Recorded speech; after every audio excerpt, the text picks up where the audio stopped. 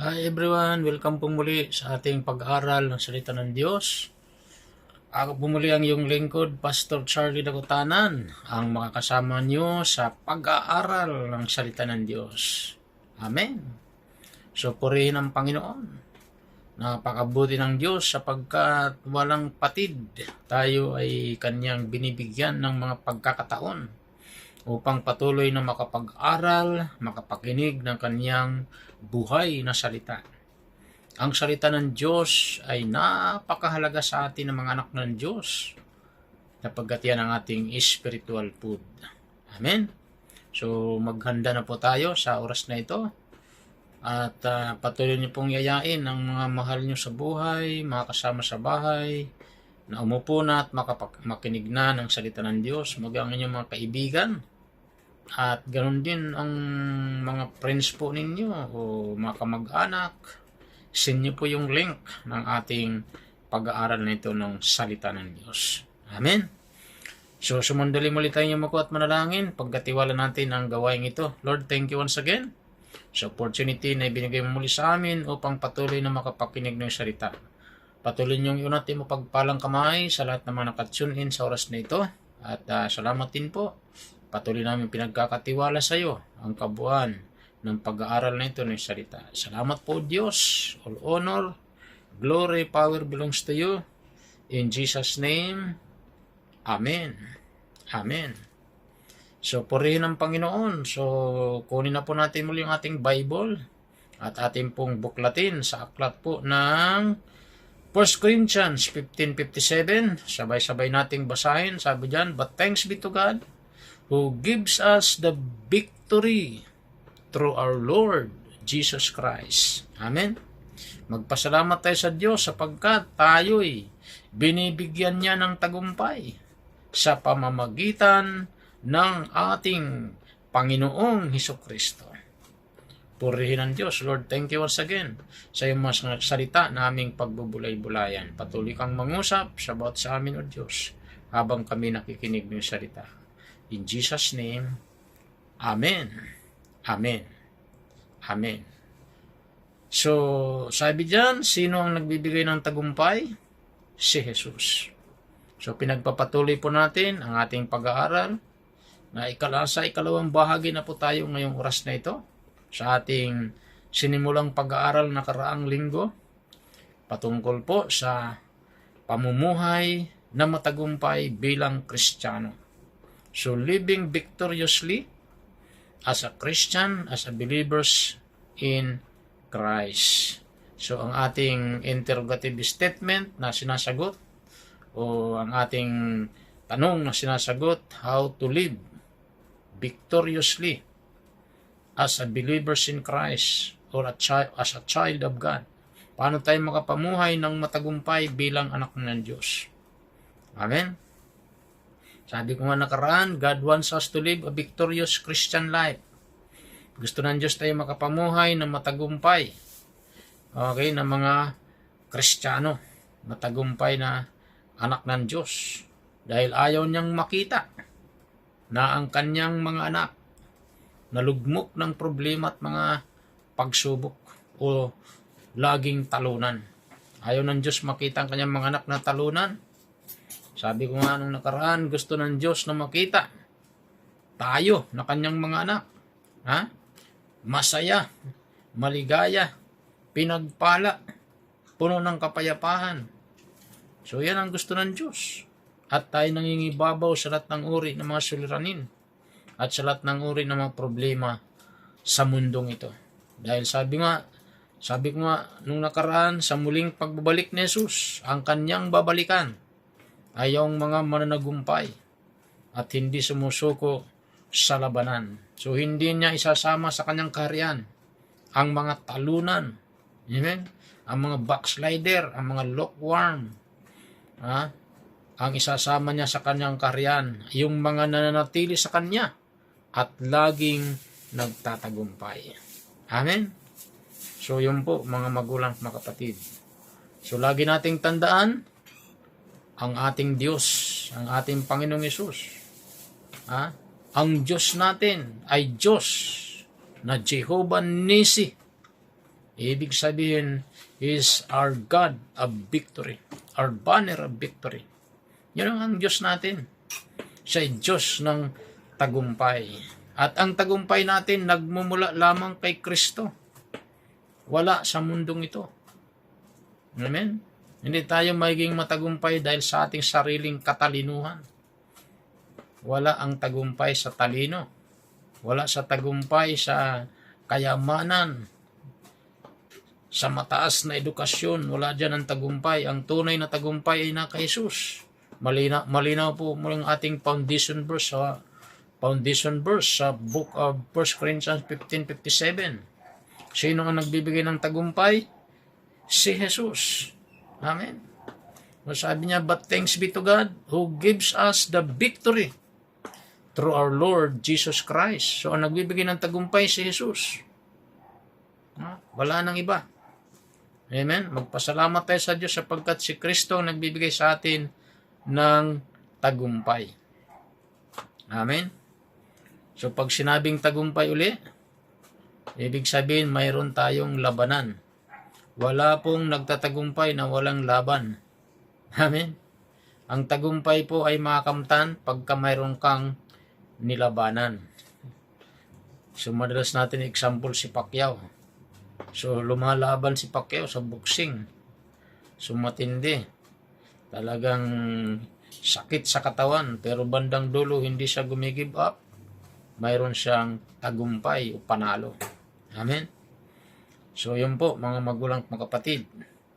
So sa ating maiksing recap ay ating pong sinasagot po ang ating interrogative statement, how to live victoriously as a believers in Christ, a child of God.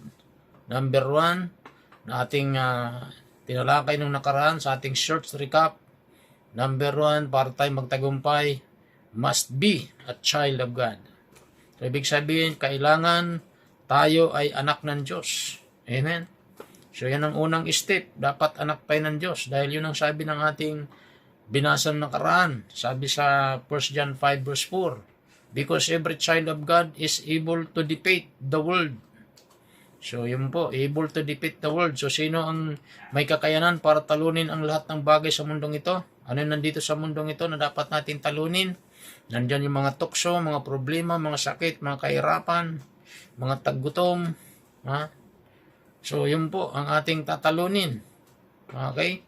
So, sino ang makakatalo dyan? Anak lang ng Diyos. Amen? Kaya ang unang step, unang ingredient, unang susi, unang sekreto, para ma-defeat natin ang lahat ng bagay sa mundong ito, first, must be a child of God. Kailangan anak tayo ng Diyos. Paano mangyari yun? Sabi ko na nakaraan, John 1:12, kailangan manalig tayo kay Jesus, tanggapin natin siya bilang Lord and Savior ng buhay natin. Sa sandaling ginawa natin yon, automatically, ikaw at ako ay anak ng Diyos. Amen? At syempre, pag anak tayo ng Diyos, sinong tatay natin? Ang Panginoon na overcomer. Amen? Sabi nga sa inyo nakaraan, kahit pagsamasamahin ng mga kampo ng kadiliman, hindi magtatagumpay sa iyo at sa akin. Bakit? Ang Diyos natin ang makapangyarihan. At bago kanya talunin, bago niya tayo talunin, kailangan talunin niya munang may-ari sa iyo at sa akin. But ang good news, hindi po kayang talunin ang Diyos. Dahil sabi nga kanina, ang power ng Lord nandito. Nasaan lang Satanas? Nandito lang. Hindi siya pwedeng pumantay sa kapangyarihan ng Diyos. Kaya, pag anak ka ng Diyos, anak tayo ng Diyos, overcomer tayo. Kaya nga sabi ng Romans 8:37, we are more than conquerors through Christ who loves us. That's the good news. Hallelujah. Amen? So, yan po, kailangan anak ng Diyos. So, hindi ko na po kailangan elaborate pa kasi na-elaborate nung nakaraan. So, second, pangalawa, sa ating napag-aralan ng nakaraan, okay? So, kailangan meron tayong absolute faith. Kanino? Kay Jesus. Okay? Kaya nga sabi ron sa 1 John 5 verse 4, by means of our faith. Amen? Ano sabi doon? Sa ating binasa, but sa 1 John 5 verse 4, because every child of God is able to defeat the world, and we win the victory over the world by means of our faith. So we win the victory over the world by means of our faith. So kailangan meron tayong absolute faith kay Jesus. Amen. Tiyak na pananampalataya, walang pagdududa para ma-overcome natin ang lahat ng bagay sa mundong ito. Okay, so third, pangatlo, ating pinag-aral ng nakaraan is stay connected to the vine. John 15 verse 5. Ano sabi ng Panginoon? I am the vine, you are the branches. Those who remain in me, and I in them, will bear much fruit, for you can do nothing without me. So wala tayong magagawa kung tayo hiwalay kay Jesus. So yun po yung pangatlo. Pang-apat, we must maintain our daily devotional life, and we must be rooted in the Word of God. So dahil maintain po natin ang ating daily devotion. So dapat meron tayong devotion kay Lord. So yung soap na sinutukoy dyan, sabi ko nga, sa literal, yung sabon, ginagamit natin para ma-refresh tayo, malinis yung ating katawan, matanggal yung mga libag. Okay? Pati yung tubig, ginagamit natin. Yung soap na tinutukoy dyan ay letter is scripture. Okay, yung scripture po, mga magulang at mga kapatid, naglilinis po yan sa ating mga karumihan din po, sa ating spiritual life, mga polluted na mind. Ha? Pag nagbabasa tayo ng Bible, nare-refresh tayo, nalilinis yung mga dumikit sa isipan natin na hindi ka nais-nais. Nalilinis. Kaya wag natin i-underestimate ang pagbabasa ng Bible. Ang utos ng Diyos, kailangan basahin natin day and night. So yun po, yung letter is dyan, scripture. Basahin natin araw-araw, araw-gabi. Letter O, observation. So kailangan pag binasa natin, na-observe natin yung ating binasa. Ni-intindi natin. And then also application, letter A. So i-apply natin yung mga nababasa natin. Mga natutunan natin kasi useless lahat ng mga binabasa natin, natutunan natin without application. Kailan ang pag-apply ng Word of God? Pag mayroong mga actual na problema. Ha? So yan po ang pag-apply. Pag dumaan ka sa problema, tapos nag-backslide ka, hindi mo in-apply ang Word of God. Useless yung mga natutunan natin. So kailangan apply natin yan. Pagdating ng mga actual na problema, nandyan po ang pag-apply ng salita ng Panginoon. Amen? Then prayer, letter P. So ibig sabihin, pinagpipray po natin na tulungan tayo ng Lord na may apply lahat ng mga napag-aralan natin at natutunan natin. So mahalaga po ang daily devotion para maging overcomer tayo. Malinaw po yan, Joshua 1:8. Abisado na po natin yan. This book of the law shall not depart out of thy mouth. You shall meditate therein day and night, that thou mayest observe to do according to all that is written in it. And then you will have good success. Sabi ron, and prosperous. And then, sabi ron, you will make your way prosperous. And then you will have good success. So, magiging matagumpay po tayo mga kapatid. Ayan. So, number 5. So, ating pong napag-aralan. Medyo nangalahati lang ako dito sa number 5. So, we need to saturate our lives in prayer. So, kailangan ang buhay natin saturated like Jesus. Mark 1:35, madaling araw pa pumupunta na siya sa ilang nadako. At anong ginagawa ni Jesus? Nananalangin. Amen? Kaya napaka-importante po yung buhay natin saturated ng panalangin. Sabi ko sa nakaraan, prayer is our spiritual break. And also must be our lifestyle ang panalangin. Okay? So sabi nga ng Matthew 26:41, magbantay kayo at manalangin. Okay? So watch and pray that you will not fall into temptation.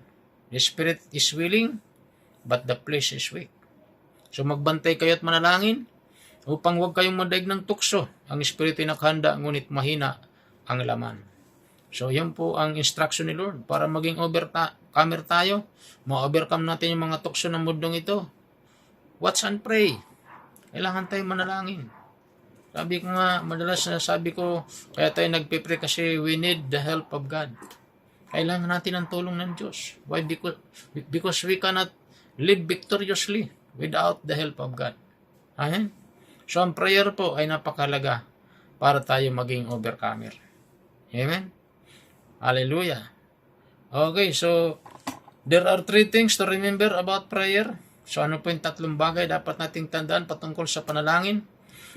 First is prayer is about communication. Ang panalangin, ito po ay komunikasyon natin kay Lord. Kaya nga talking to God, tayo nakipag-usap sa Panginoon.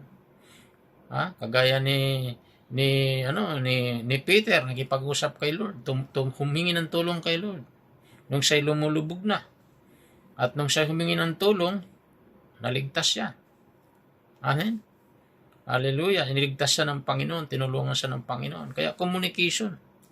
Pag hindi ka nakipag-communicate, walang tulong na darating. Kaya napaka-importante po yung communication. Okay? So, Mark 1:35, lagi nakipag-communicate si Jesus sa Ama. And then, si David naman po, nakipag-communicate siya sa Panginoon din po. 3 times a day, o sabi nga, evening, morning, and noon, sabi ng Bible, sa book of Psalms 55 verse 17, si David, evening, morning, and noon, I cry out in distress. At ang sabi ng salita ng Diyos, and He hears my voice. So, dinirinig siya ng Panginoon, si David. So, yun po. And also, prayers about relationship. Okay, so ang relationship nagsisimula sa communication. Para ma-develop yung relationship natin kay Lord, dapat continuous yung ating communication. Okay? At habang tuloy-tuloy yung communication natin kay Lord, lalong na-develop yung ating relationship sa Panginoon. Lalo tayo nagkakaroon ng intimacy. Pag matindi ang intimacy mo kay Lord, natin kay Lord, ang ating prayer mabilis pa sa alas 4. Amen. So seeking David, sabi nga ng Bible, tinagurian a man after God's own heart. Kasi lahat ng ginagawa ni David, lagi niyang ini-inquire sa Panginoon. And third, yun po, yung hindi ko po nabanggit na nakaraan, prayer is about alignment. So patindi na po yun. Simula sa communication, relationship, ngayon alignment na. So mas matindi na po yung alignment. Kasi talagang dikitan na po yun. So laman sa laman, dugo sa dugo na, alignment. Yan. Matindi na yan. Pag ganyan na po yung ating buhay, naka-align na kay Lord, matindi na po ito. Kagaya ng mga example sa Bible ng mga matitindi ang alignment. Okay? Hallelujah. So, napakahalaga po. Kapag matindi na po yung alignment natin, siyempre, naka-align na po tayo. Alignment na saan? Alignment to God's righteousness. So yung katwiran ng Diyos talagang nangingibabaw na sa buhay natin, nababalutan tayo ng katwiran ng Diyos. Okay? So alignment to God's righteousness. Pangalawa, alignment to God's will. Wow, ganyan na po ang buhay natin. Amen. Talagang wala nang puwang ang makasanlibutan dito. Matindi ng alignment, matindi na ito. Alignment to God's righteousness. Ang katwiran ng Diyos ay bumabalot na sa buhay natin. Alignment to God's will. So wala na tayong ginagawa kundi ang kalooban ng Diyos, hindi na sariling kalooban natin. Patindi na yan. And then also alignment to God's purpose, pangatlo. Okay? So alignment sa layunin ng Diyos. Wala tayong ginagawa kundi ang layunin ng Diyos na ang manaig sa buhay natin. Hindi yung ating mga layunin. Hindi yung ating mga purpose. Pang-apat, alignment to God's heart. Yan ang matindi doon. Ang ating puso, naka-align na sa puso ng Diyos. So, ang ating buhay, naka-align sa puso ng Diyos. So, alignment to God's heart. And fifth, alignment to God's word. Hallelujah. So, lahat ng ating mga ginagawa, according to sa salita ng Diyos. Hindi na tayo lumalabas sa salita ng Diyos. Amen? Talagang nasa loob ang ating buhay, ang pamumuhay natin ay nasa loob ng pamantayan ng salita ng Diyos. Amen? Alignment to God's word. So, walang bukang bibig sa bibig natin. Kundi positive word mula sa salita ng Diyos. Amen? Kaya nga sabi ni Jesus nung tinuksosan ni Satanas, Matthew 4:4, ano sabi ni Jesus? Kasi tinutoksosan ng diablo, kung ikay anak ng Diyos, gawin mong tinapay ang batong ito. Pero anong sabi ni Jesus? Man shall not live by bread alone, but by every word that proceedeth out of the mouth of God. Kaya ang lalabas sa bibig mo, word of God. Amen? Kaya pag may mga tuksong dumarating sa'yo, talagang lalabas sa bibig mo ang salita ng Diyos. Amen. Man shall not live by bread alone, but by every word that proceedeth out of the mouth of God. Amen. Purihin ang Panginoon. Kaya yun po mga kapatid, pagka ang ating buhay ay talagang naka-align sa salita ng Panginoon, so matindi na po yan mga kapatid. Amen. So alignment to God's heart. Okay, naka-align na po ang buhay natin sa salita ng Panginoon. Amen. So walang puwang na po sa atin yung mga negativity sa isipan natin. Amen. Talagang ibang klase po ang buhay ng isang tao na naka-align sa Panginoon. Amen. So patindi na po. Alignment sa salita ng Diyos. Amen. Hallelujah. Okay, so sino po ba ang mga sa Bible yung mga matitindi ang alignment sa Panginoon? Ha? At matitindi rin po ang kanilang mga na-experience. So sino-sino pa ba sa Bible? Mga biblical example na o biblical characters na mga naka-align sa Panginoon. Amen? Number 1, si Elijah. Elijah, matindi ang alignment niya sa katwiran ng Diyos. Ha? Kaya nga siya kinuha ng Panginoon sa pamagitan ng karwahing apoy. Imagine mo yun. Na-rapture siya. Amen? Si Elijah. Pamagitan ng karwahing apoy. Matindi ang alignment niya sa katwiran ng Panginoon, sa salita ng Diyos. Hallelujah. Nandyan din si Elisha. Matindi ang alignment niya kay Lord. Alignment din niya kay Elijah. Hindi siya humihiwalay kay Elisha o kay Elijah. Si Elisha. Pag sinabi ni Elijah sa kanya, umaiwan ka na dito sa Jericho. Ha? O dito sa Gilgal. Ha? Sa Jericho. Yan. Kasi pinapapuntan ako sa Jordan. So, ano lang sabi ni Elisha? Habang buhay ka, hindi ako hiwalay sa'yo. O, hindi ba alignment yan? Matindi rin ang alignment ni Elisha sa Panginoon. Saan nangyari? Nung kinuha po si Elijah. Kasi sabi ni Elijah, ano nga ba ang gusto mo? Sabihin mo kung anong gusto mo. Anong sabi ni Elisha? Sabi niya, ibigay niyo sa akin yung double portion na yung anointing. Sabi naman ni Elijah, mahirap yung hinihingi mo. Pero nakita mo akong kinuha ng Panginoon sa pamagitan ng karwahing apoy, mapapasa iyo ang hinihingi mo.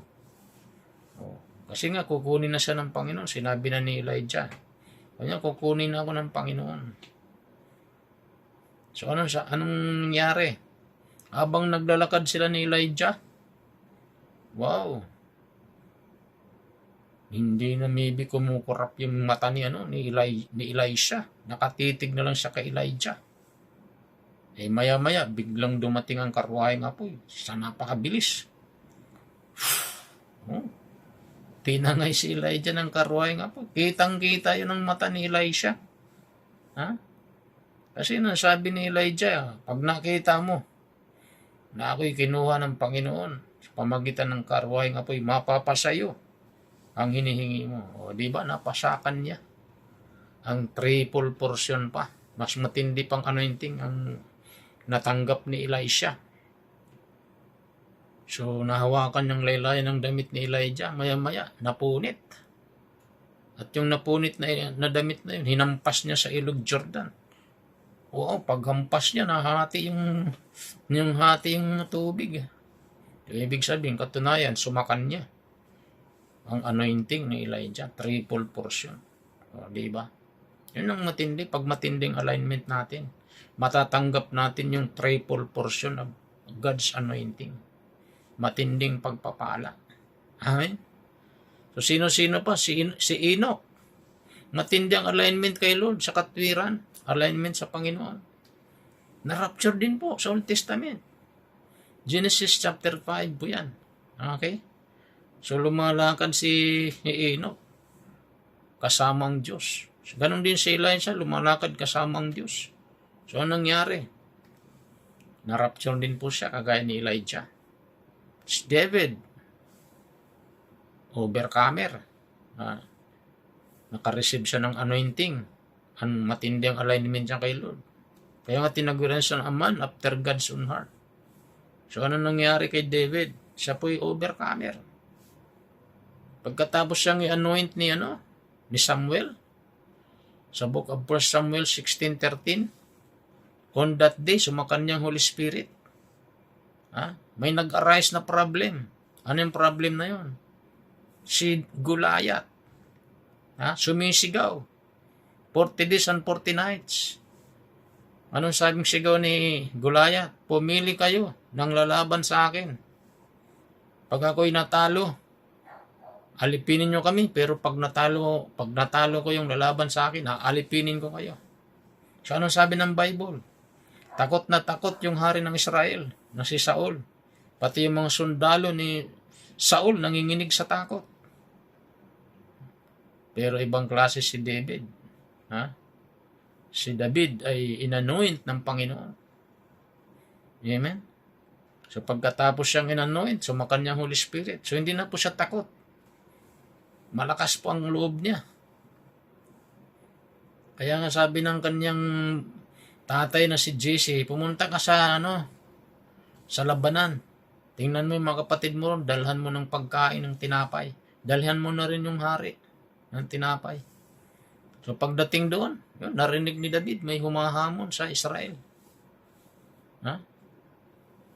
Kaya sabi niya, sino ba siyang humahamon sa hukbo ng Diyos na buhay? Ako ang lalaban sa kanya. Kasi nagpresenta siya sa lalaban kay Goliath. Sabi naman ni Saul, hindi mo kayang Goliath na yan, ang higanting yan, may gatas ka pa sa labi. Pero anong sabi ni David?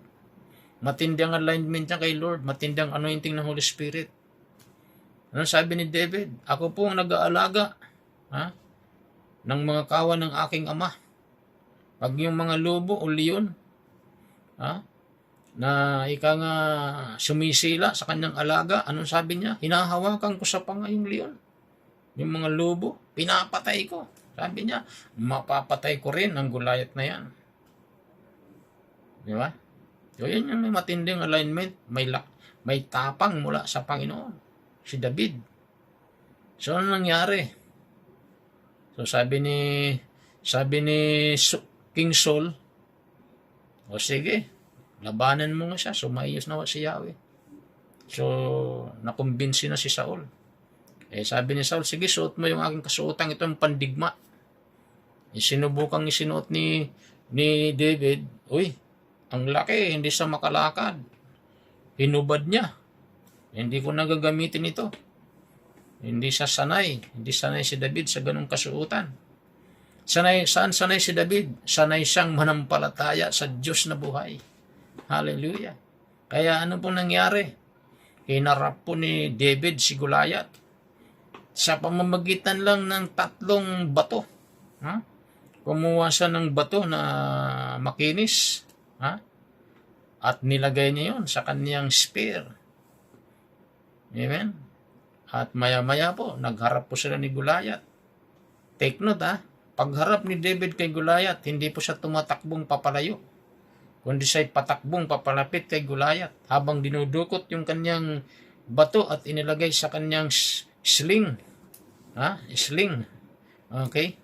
So, tapos, habang tumatakbo, inaasintan niya ng ganun, maya-maya. Nakitang-kita si David, si Goliath, napakalaki. Almost 9-footer, napakatangkad. Siguro sa isip-isip ni David, masarap ito, madaling tamaan to, sobrang laki.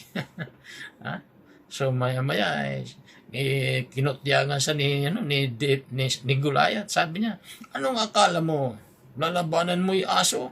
Halika nga rito at pakain kita sa mga ibon. Pero anong sagot ni David? Ang dala mo ay sibat at balaraw. Ngunit lalabanan kita sa pangalan ni Yahweh. Pupugutin ko ang ulo mo. Ano nangyari? Sa ganun pong pananalita ni David, nagkatotoo po yun.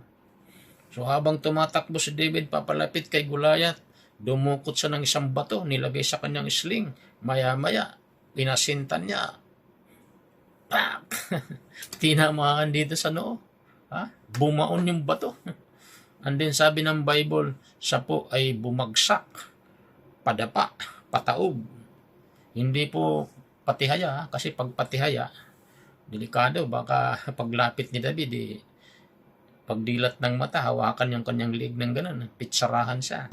Kaya pataob, ibig sabihin total defeat. So ganap na natalo si Goliath, and then nilapitan po ni David si Goliath. Binunot yung tabak ni Goliath mismo. Yun ang pinampugot sa ulo ni Goliath. Ganon katindi yung mga may alignment kay Lord. Hindi natatakot sa digmaan. Overcomer. Purihin ng Diyos. So dahil yun, inalis ni David sa kahiyan ng bayang Israel. Sa Pilistiyong yun na si Goliath. Naghahamon sa bayang Israel 40 days and 40 nights. Nangangatog ang mga tuhod ng mga sundalo ni Saul, pati si Saul. Pero mayroon isang matinding alignment kay Lord, si David.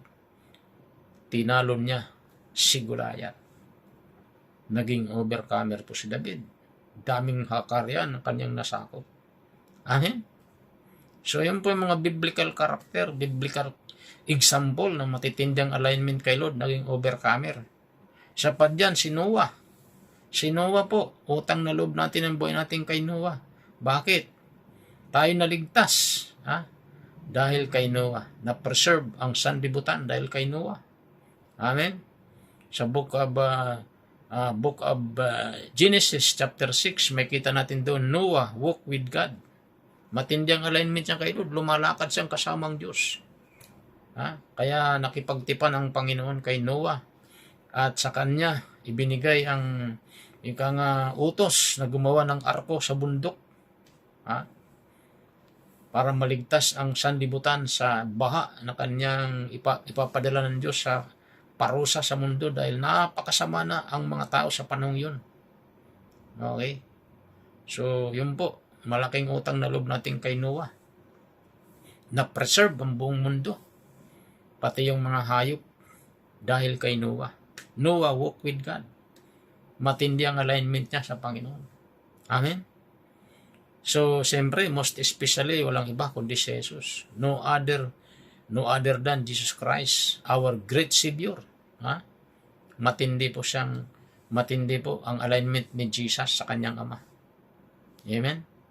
Kaya kahit na anong ginawa sa kanya, pinutungan ng koronang tinik sa ulo, pinako yung kanyang kamay ng malalaking pako, kanyang paa, tinadyakan, dinuraan, sinampal, lahat na ginawa sa kanya.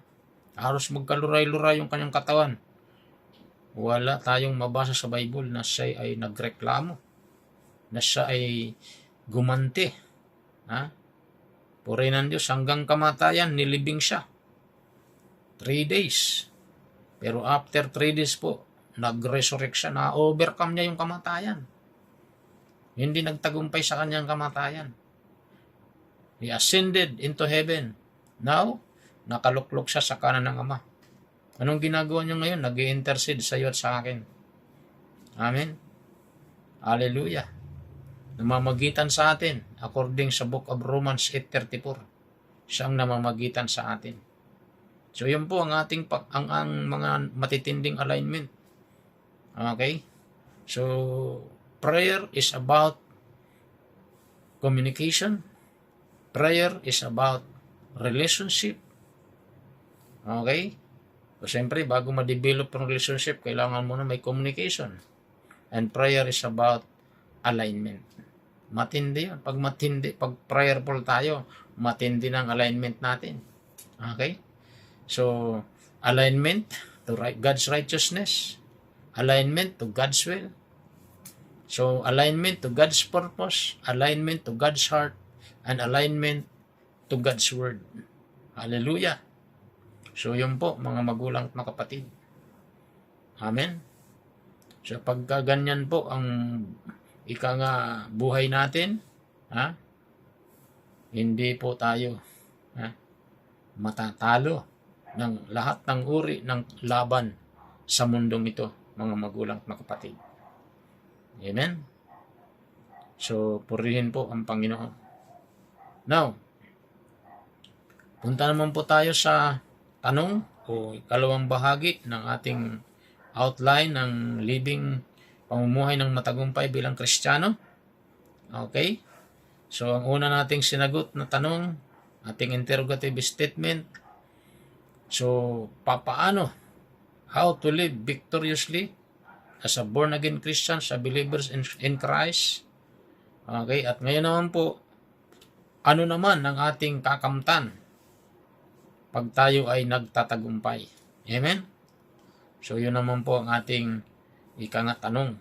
Sagutin po natin ang apat po na sagot sa tanong na ito. So, ano ang ating kakamtan pag tayo ay nagtatagumpay kay Christ, nagtatagumpay sa mundong ito? Okay? So, number 1, ang kakamtan ng mga magtatagumpay. Number 1, okay, so unang-una po, mga magulang at mga kapatid. Okay, so napakaganda po ito. Number 1, pag nagtatagumpay ka, hindi ka nagbabackslide, hindi ka sumusuko sa mga problema. Unang-una, pahayag 2 verse 10, ano sabi roon? Huwag kang matakot sa mga pag-uusig na malapit mo nang danasin, makinig ka. Ipapabilanggo ng dyablo ang ilan sa inyo bilang pagsubok. Magtiis kayo sa loob ng 10 araw. Manatili kang tapat hanggang kamatayan.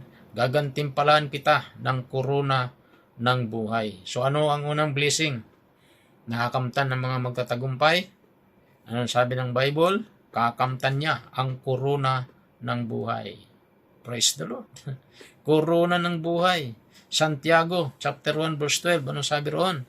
Mapalad ang taong nanatiling tapat sa kabila ng mga pagsubok, sapagkat matapos siyang subukin, tatanggap siya ng gantimpala ng buhay na ipinangako ng Panginoon sa mga umiibig sa Kanya. So yung pangunang kakamtan na magtatagumpay, tatanggapin natin ang korona ng buhay, crown of life. Number 2, pangalawang blessing, nakakamtan ng mga magtatagumpay na hindi magbabackslide, hindi magiging lukewarm. Number 2, hindi siya makakaranas ng pangalawang kamatayan. Pahayag 2 verse 11, ano sabi ng Bible? Ang lahat ng may pandinig ay makinig sa sinasabi ng Espiritu sa mga iglesia. Ang magtatagumpay ay hindi makakaranas ng pangalawang kamatayan. Hindi ba yan good news? So, ibig sabihin, pag nagtatagumpay tayo, ang magandang balita, hindi siya makakaranas ng pangalawang kamatayan. So ano po ba ang pangalawang kamatayan na tinutukoy rito? Ito po yung ihuhulog ng Panginoon sa dagat-dagatang apoy. Sino? Yung mga tao na namumuhay ng kabaluktutan, namumuhay sa kasalanan, kasi hindi na na-overcome yung kasalanan eh. Yung mga taong walang Diyos, mga nagtaksil, mga humiwalay sa Panginoon. So yun po ang kanilang pupuntahan, dagat-dagatang apoy. Yun yung pangalawang kamatayan. Dagat-dagatang apoy sa impyerno. Pero yung mga magtatagumpay po, hindi na po makakaranas ng pangalawang kamatayan. Amen? Pangatlo, mga kapatid, mabilis lang po ito, tatanggapin niya ang kapangyarihan ng pamamahala. Pahayag 2:26, sabi roon, sa magtatagumpay ay tutupad at tutupad ng kalooban ko hanggang wakas, ibibigay ko sa kanya ang pamamahala sa mga bansa. Wow! Bibigyan tayo ng Lord ng kapangyarihan para mamahala. Kapangyarihan, hallelujah, authority, tatanggapin natin mula sa Panginoon. Yun ang magandang pagpapala. Mayroon tayong authority, para mamahala. Mayroon tayong power, kapangyarihan, para mamahala. Hallelujah. Yan ang ibibigay ng Diyos sa bawat magtatagumpay. Ibibigay niya sa Kanya, sa atin ang pamamahala sa mga bansa. Purihin ng Diyos. Hallelujah. Kaya wag po tayong give up, wag po tayong bibigay sa mga problema na ating ma-encounter. Amen? Pang-apat, siya'y daramtan ng puting damit at hindi aalisin ang kanyang pangalan sa aklat ng buhay. Hallelujah. So daramtan tayo ng Lord ng puting damit. Pahayag 3 verse 5, ang magkatagumpay ay magdaramit ng puti. Hindi ko kailanman aalisin sa aklat ng buhay ang kanyang pangalan. Kikilanrin ko siya sa harap ng aking Ama at sa kanyang mga anghel. Hallelujah. So purihin ng Diyos. So dadamtan tayo ng damit. Okay? Ng puting damit. At hindi niya alisin ang ating pangalan sa Book of Life, sa aklat ng buhay. Malinaw po yan. Ang magkatagumpay ay magdaramit ng puti at hindi ko kailanman aalisin sa aklat ng buhay ang kanyang pangalan. Kikilanlin ko siya sa harap ng aking Ama at ang kanyang mga anghel. Ano ba yung puting damit na tinutukoy dito? Ito po yung katwiran ng Panginoon. Amen? Katwiran ng Diyos ay manatili sa atin. Nakasuot ang katwiran ng Panginoon. Amen? Yung katotohanan ng Panginoon. At yan din ang panlaban natin, di ba, sa ating sandata, laban kay Satanas. Kasi hindi natin kayang ma-overcome malaban sa Satanas pag wala yung damit ng katwiran. Okay? Sabi nga ron, sa mga sandata na binigay sa ating Panginoon, mayroon pong tinatawag doon, belt of truth, sinturon ng katotohanan. Okay? So, yung puting damit yun po yung katwiran, katotohanan sa buhay natin. Okay? Katwiran ng Diyos. Yung katotohanan ng Panginoon sa ating buhay. Di ba? Kasi sabi nga, yung tinanggap natin na si Jesus, siya'y Diyos ng katotohanan. Yan, kaya nga sabi ng John 14 verse 6, sabi ni Jesus, I am the way, the truth, and the life. No one comes to the Father except by me. So, ibig sabihin, ang Panginoong Hesus manatili sa buhay natin, siya yung katotohanan. Ha? Si Jesus. Amen? Then, sinabi rin po ng Bible sa John chapter 17, verse 17, yung nagkakamali, sabi ron, the word of God is truth. So, ang salita ng Diyos ay ang katotohanan. So, sino ba yung salita ng Diyos? Walang iba kundi si Jesus. Hindi maalis sa ating buhay yun, si Jesus. Yung salita ng Panginoong Hesus. Ang salita at si Jesus ay isa. John 1:1, nung sabi ron, in the beginning was the Word, and the Word was God, and the Word was with God, and verse 14, and the Word became flesh and dwelt among us. Sino dwelt among us? Jesus. Amen? Kaya yun yung katotohanan. So yung damit ng katotohanan, damit ng katwiran, walang iba kundi si Jesus. So hindi aalisin yung damit na yun. Manatili sa atin yun. Okay? At ang good news, hindi aalisin ang ating pangalan sa Book of Life. Kasi may danger pag inalis ang pangalan sa Book of Life. Anong sabi ng Book of Revelation 20 verse 15? Ang sino man hindi makita ang kanyang pangalan sa aklat ng buhay ay itatapon sa naglalagablab na supre na siyang pangalawang kamatayan. Amen? So yun po mga kapatid. Delikado po pag inalis ang pangalan sa Book of Life. Take note, may alisan po ng pangalan sa Book of Life. Amen? May alisan. Kaya huwag kayong maniniwala na tinatawag na one save, always save. Ha? So, wala pong ganun. Amen? Mayroon pong alisan ng pangalan sa Book of Life.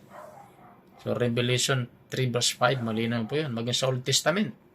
Yung panahon ng mga Israelite ay nagkakasala. Ha? At matitigas ang ulo. Sinabi ni Moses sa Panginoon, Panginoon, alisin mo lang pangalan ko sa Book of Life. Pero ano sabi ni Lord? Ano sagot ni Lord kay Moses? Kung sino ang nagkasala, yan ang aalisin ko. Siya ang aalisin ko sa kanyang pangalan sa Book of Life. O di ba? Malinaw, may alisan. Okay, kaya kailangan manatili tayo kay Lord. Kasi the moment nag-backslide ka, nagtampo ka kay Lord, humiwalay ka kay Lord, so don't expect na manatili ang pangalan mo sa Book of Life. Amen? Pero habang hindi pa bumabalik si Lord, nag-backslide ka, mayroon pa ng pagkakataon. Ha? Bumalik ka kaagad kay Lord. Magsisi ka sa iyong mga kasalanan. At lagi mong tandaan si Lord, nandyan lang. He is more than willing na tanggapin ka muli, kagaya ng prodigal son. Amen? Na nagbalik sa kanyang ama. Amen. So buhay pa ang kanyang ama, hininga na niyang kanyang mamanahin. Nagpunta siya sa malayong lugar. Inubos niya sa walang kaparakang bagay o sa karangyaan o yung kanyang kayamanan na minanas kanyang magulang. Inubos niya sa paggawa ng kasalanan. Naubos lahat. Bandang huli na-realize niya. Nagutom siya. Sa kanyang pinutan, nagkaroon ng tagutom. Nasimot yung kanyang kayamanan. Kaya naghanap siya ng mapapasukan. Nakahanap siya piggery. Okay. Kaso doon sa piggery na yun, mahirap din ang pagkain. Kaya pati yung pagkain ng baboy, kinukuha niya para kainin niya. Bandang dulo, napag-isip-isip niya, sabi niya, sa bahay ng aking ama, maraming pagkain. Bakit ako magtitiis sa hirap dito? Kaya, ang sabi niya, babalik na lang ako sa aking ama. Sabi niya, sabihin ko na lang, Ama, nagkasala ako sa Diyos at sa inyo. Ituring niyo lang akong isang alipin. So, anong ginawa niya? Bumalik siya. Big sabihin, nagsisi siya, and then naman balik siya sa kanyang ama. Ano sabi ng Bible? Malayo pa.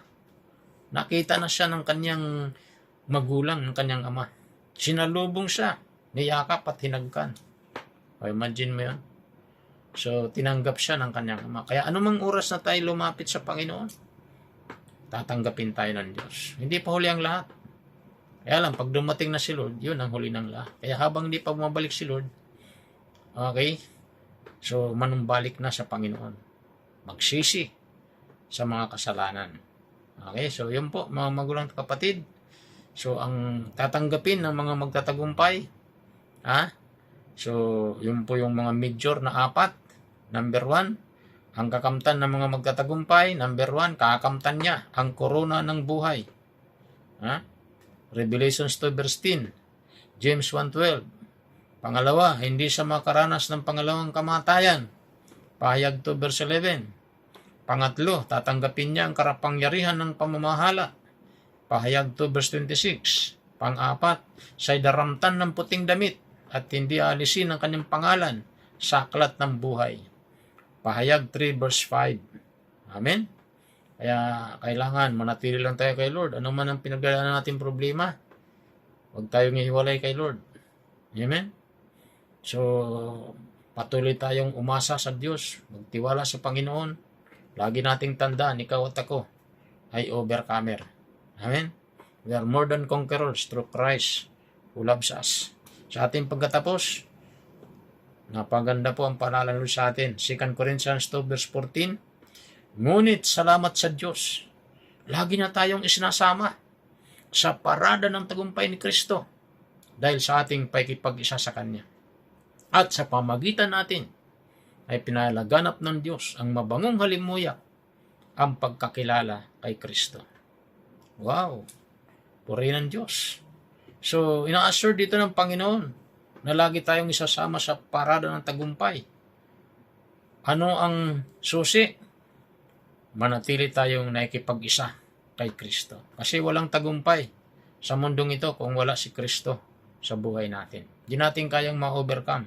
Hindi tayo kayang mamuhay ng matagumpay kung wala si Jesus sa buhay natin. Kaya malinaw po ang ating closing verse. Ngunit salamat sa Diyos, lagi niya tayong isinasama sa parada ng tagumpay. So ang pagkatagumpay natin palagi, hindi pa minsan-minsan. So palagi tayong isasama ng tagumpay, ang susi, manatili tayo nakipag-isa kay Kristo. Huwag tayong iwalay kay Kristo. Nang sa gayon matanggap din po natin ang 4 na major na blessing, okay, na ipinangako ng Diyos sa atin. Amen? So purihin ng Diyos. So hope na mayroon po tayong natutunan sa ating pag-aaral na ito ng salita ng Panginoon. At ang kagandahan po, pag tayo po ay lagi nagtatagumpay, tayo po ay nagiging mahalimuyak na samyo. Mabangong halimuyak ng samyo sa pagkakilala sa Panginoon. Ibig sabihin, nagiging pagpapala tayo sa maraming mga tao. Pag tayo ay overcomer. Siyempre, pag talunan, paano ka magiging blessing? Amen? So, dapat manatili tayo kay Kristo para lagi tayong isinasama sa parada ng tagumpay ni Kristo. Hindi tayo matatalo sa anumang labanan. Tandaan natin, lagi tayong isinasama ni Jesus sa parada ng tagumpay. At siyempre, magtatagumpay lamang tayo pag tayo manatili kay Kristo. Amen. So, purihin ng Diyos. Hope na hindi natin makakalimutan yung mga palaalang ito ng Diyos. Paano tayo magtatagumpay sa mundong ito. Gusto ng Lord na manatili tayong nagtatagumpay. Ano man ang ating mga sitwasyon, ano man ang mga problema natin makaharap, lalahanin natin. Si Jesus na ating tinanggap ay Diyos na laging nagtatagumpay. Walang talo sa sinumang nakakonekta sa Panginoong Hesus. Amen? So, kaya sa oras na ito, kung ikaw'y nakikinig, hindi ka pa nakakonekta kay Lord, hindi pa uli ang lahat. So, ito po ang pagkakataon para i-connect natin ang buhay natin sa Diyos. Taas lamang natin ating kanang kamay o ating mga kamay at sundan natin maiksing panalangin nito. Sabihin natin, Panginoong Diyos na makapangyarihan sa lahat, lumalapit ako sa iyo. Nagpapakumbaba sa iyong harapan, humihinga ako ng tawad sa lahat ng nagawa kong kasalanan. Linisin niyo po ako na iyong banal na dugo. Binubuksan ko ngayon ang aking puso, tinatanggap kita, Panginoong Hesus, bilang aking Panginoon at sariling tagapagligtas. Isulat niyo po ang aking pangalan sa aklat ng buhay. In Jesus' name, Amen. Kung na lang po manalangin, Lord, thank you. Sa lahat po ng mga manalangin ng pagtanggap sa iyo, pagpalain niyo sila. Thank you, Lord, lubos ang galang makilala sa malalim at bibliyang kaparaanan. Pagpalain niyo rin po, Lord, ang mga nanood ng broadcast na ito, ang mga nakinig ng salita, hindi umalis mula simula na sa matapos, pagpalain niyo sila. Pagkalumang kailang pangailangan, spiritual, physical, financial, material, emotional. Salamat po, Diyos. Yun din, Lord, sa aming pagkatapos, ang bayang Israel ay hindi namin nakakalimutan ipanalangin na matigil na po ang digmaan sa Israel, magharing kapayapaan. Kubiran niyo po ng dugo ni Jesus ang lahat ng mga Israelites, mga Israelita, Panginoon, ang buong Israel. Kubiran mo ng banalagot, palibutan ng mga warring angels. Salamat po. Matigil na rin po ang mga digmaan sa Middle East, Russia, Ukraine. Matapos na po ito. Magharing kapayapaan at sa buong mundo, Panginoon, magharing kapayapaan. At sa buong Pilipinas, manatili ang kapayapaan din po at patuloy na preserve ang bayang ito at ang lahat ng mga namumuno sa bayang ito, simula sa aming Pangulo hanggang sa pinakamababang namumuno sa bayang ito. Lord, silang lahat ay maging God-fearing at patuloy mo rin iangat ang ekonomiya ng bayang Pilipinas. Salamat po sa oras na ito, Diyos. Amin na pong inaangkin ang kasagutan mo sa aming mga panalangin, O God. All honor, glory, power belongs to you in Jesus' name. This is our prayer. Amen. Amen. Amen. So, God bless po sa lahat. So, maraming salamat po sa inyong panonood, pakikinig ng salita ng Diyos. Pagpalain kayong lahat ng Panginoon. Okay, so konting reminders lamang po muli sa ating pong Sunday Service Celebration. Patuloy ko kayong iniimbita na kayo po ay makadalo every Sunday 9 o'clock in the morning. Doon lamang po yan sa may harap ng Ilibit Town Center, sa may gate ng Hillcrest, sa Bangan Building number 500, Hillcrest Village, Camarin Road, Caloocan City. Sa ibaba po ay mayroon pong City Savings Bank. Nasa 3rd floor lamang po tayo. Every Sunday 9 o'clock in the morning. And then every Saturday naman po yung ating morning prayer. 8 o'clock in the morning. Doon mismo sa church. On-site morning prayer. And every Wednesday ang ating pong regular online prayer. 8 p.m. Alas 8 po ng gabi tuwing Miyerkules through Google Meet. And every Thursday po, tuloy-tuloy po yung ating midweek service. 6:30 p.m. So, sa pamagitan po ng FB Live, GCSGO, Camarin Family, FB page. So, mag-tune in po tayo at i-click din po natin yung link at i-share natin yung mga midweek service video preaching sa inyong mga friends. Okay, mag-like din po tayo sa ating FB page. Okay po. So, purihin ng Diyos. So, thank you very much po. Hanggang sa muli, ang iyong lingkod, Pastor Charlie Dacotana, na nagatid sa inyo ng mensahe ng Diyos oras na ito. So, pagpalain tayong lahat ng Panginoon. Bye-bye.